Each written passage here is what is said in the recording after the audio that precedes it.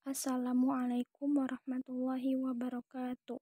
Perkenalkan, nama saya Siti Nurfajrisya, NPM 202100049.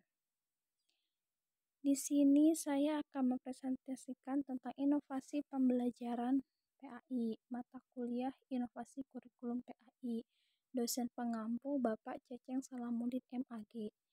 Video ini dibuat untuk diajukan untuk memenuhi salah satu tugas mata kuliah Inovasi Kurikulum Pembelajaran PAI.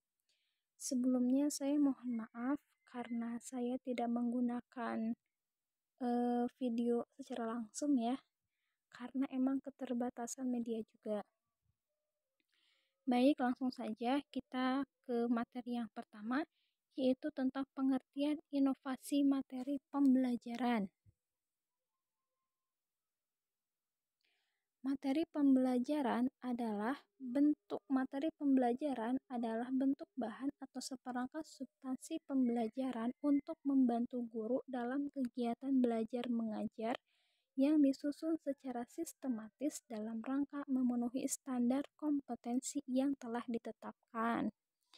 Sebenarnya, pengertian materi pembelajaran adalah sebuah pengetahuan, keterampilan, dan juga sebuah sikap yang harus dimiliki oleh semua peserta didik di dalam memenuhi standar pembelajaran kompetensi yang telah ditetapkan. Nah, lalu ada juga karakteristik inovasi pembelajaran. Untuk karakteristik inovasi materi pembelajaran PAI ada 5. Yang pertama ada keuntungan relatif, yang kedua ada kompatibel, yang ketiga ada kompleksitas, yang keempat ada reliabilitas, dan yang kelima dapat diamati. Yang pertama keuntungan relatif, yaitu sejauh mana inovasi dianggap menguntungkan bagi penerima. Tingkat keuntungan atau pemanfaatan suatu inovasi dapat diukur berdasarkan nilai ekonominya, ya, seperti itu. Lalu ada compatible, adalah tingkat kesesuaian inovasi dengan nilai, pengalaman, lalu dan kebutuhan dari penerima. Inovasi tidak sesuai dengan nilai atau norma yang diyakini oleh penyebaran penggunaan alat kontrasepsi di masyarakat. Lalu ada kompleksitas, adalah tingkat kesukaran untuk memahami dan menggunakan inovasi bagi penerima. Misalnya, masyarakat pedesaan yang tidak mengetahui tentang teori penyebaran bibit penyakit melalui kuman, diberitahu oleh penyuluh kesehatan agar membiasakan memasak air yang akan diminum. Lalu ada reliabilitas, adalah dapat dicoba atau tidak suatu inovasi oleh penerima. Suatu inovasi yang dicoba akan cepat diterima oleh masyarakat daripada inovasi yang tidak dapat dicoba terlebih dahulu. Misalnya, penyebar luasan penggunaan bibit unggul padi akan cepat diterima oleh masyarakat jika masyarakat dapat mencoba dulu menanam dan dapat melihat hasilnya. Lalu yang kelima dapat diamati atau observability, adalah mudah tidaknya diamati suatu hasil inovasi. Suatu inovasi yang hasilnya mudah diamati akan semakin cepat diterima oleh masyarakat, dan sebaliknya inovasi yang sukar diamati hasilnya akan lama diterima oleh masyarakat. Misalnya, penyebar luasan penggunaan bibit unggul padi, karena petani dapat dengan mudah melihat hasil padi yang menggunakan bibit unggul tersebut, maka mudah untuk memutuskan mau menggunakan bibit unggul yang diperkenalkan. Tetapi mengajak petani yang buta huruf untuk mau belajar membaca dan menulis tidak dapat segera dibuktikan karena para petani sukar untuk melihat hasil yang nyata menguntungkan setelah orang tidak buta huruf lagi. Nah, itu karakteristiknya. Lalu ada tujuan inovasi materi pembelajaran. Di sini ada 4 tujuan. Yang pertama, mempersiapkan kegiatan pembelajaran dalam berbagai situasi supaya dapat berlangsung secara optimal. Yang kedua, meningkatkan motivasi. Yang ketiga, mempersiapkan kegiatan mengajar dengan mengisi bahan-bahan yang baru. Yang keempat, memberikan pengetahuan baru untuk peserta didik maupun pendidik. Lalu ada strategi inovasi materi pembelajaran PAI. Dalam strategi inovasi materi pembelajaran PAI itu ada 6. Yang pertama, analisis kompetensi dan kebutuhan. Proses ini dimulai dengan cara menganalisis standar kompetensi dan kompetensi dasar yang terdapat dalam silabus. Setelah menganalisis SK dan KD, maka dari sini perlu adanya identifikasi terkait apakah kompetensi yang sudah tercantum dalam silabus sesuai dengan kebutuhan siswa. Lalu ada memilih materi pembelajaran. Memilih materi ajar dapat berarti mengoleksi beragam materi dari buku yang dipublikasikan. Kemudian guru memilih bahan ajar yang ada sesuai dengan tujuan. Lalu ada mengumpulkan bahan dari sumber yang relevan. Kemajuan pada bidang penelitian dan perkembangan informasi memberikan kesempatan bagi pendidik untuk memanfaatkan informasi.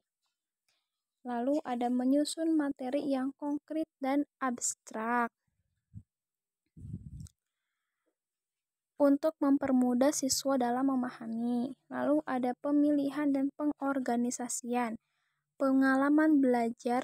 Pemilihan dan perorganisasian pengalaman belajar dapat dilakukan dengan menggunakan pendekatan strategi, metode, serta teknik yang disesuaikan dengan tujuan dan sifat materi yang akan diberikan. Lalu ada pengalaman alat evaluasi.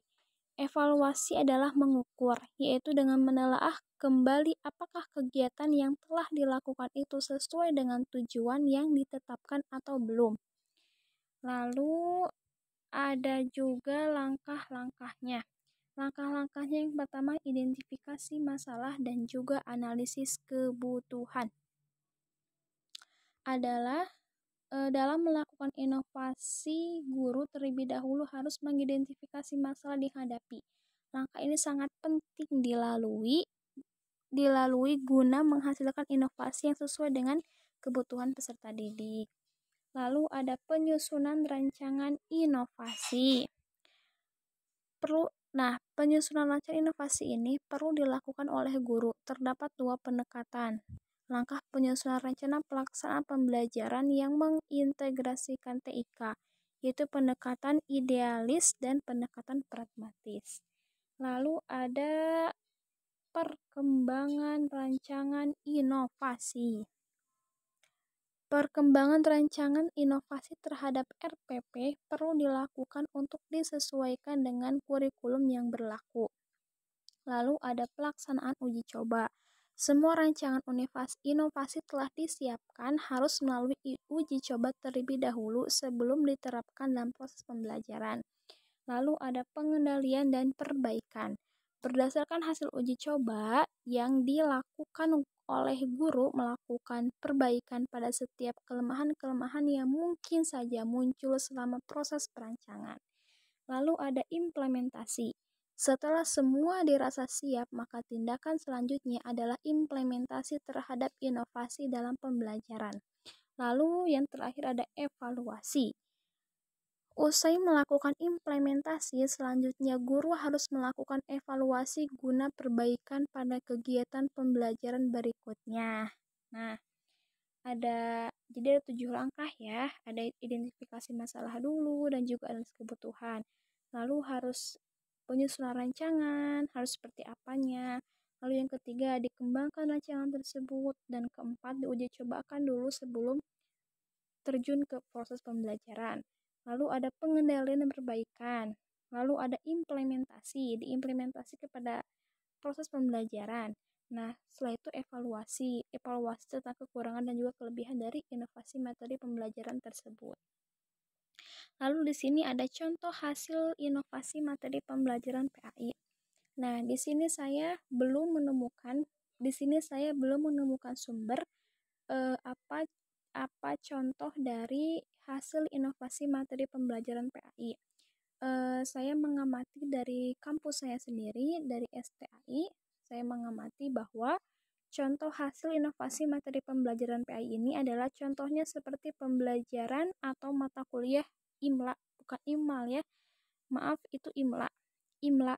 IMLA yang dimana dulu tidak ada materi ini karena tidak semua kampus atau sekolah, ketika saya mengamati bahwa tidak semua kampus atau sekolah yang berbasis pesantren itu bisa menulis Arab dengan secara didikte. Ketika saya mengamati dengan teman-teman saya, lalu saya mengamati juga ke sekolah-sekolah yang notabene berbasis pesantren. Di sana banyak sekali siswa-siswi atau mahasiswa-mahasiswi yang belum bisa gitu atau tidak bisa menulis bahasa Arab dengan secara didikte, dan akhirnya para guru-guru ataupun para dosen-dosen menginovasilah materi bagaimana caranya supaya siswa tersebut bisa. Dengan cara apa? Dengan cara adalah materi IMLA tersebut.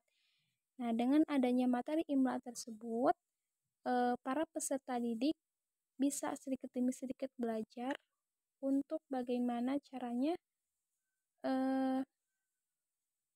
menulis bahasa Arab dengan cara didikte.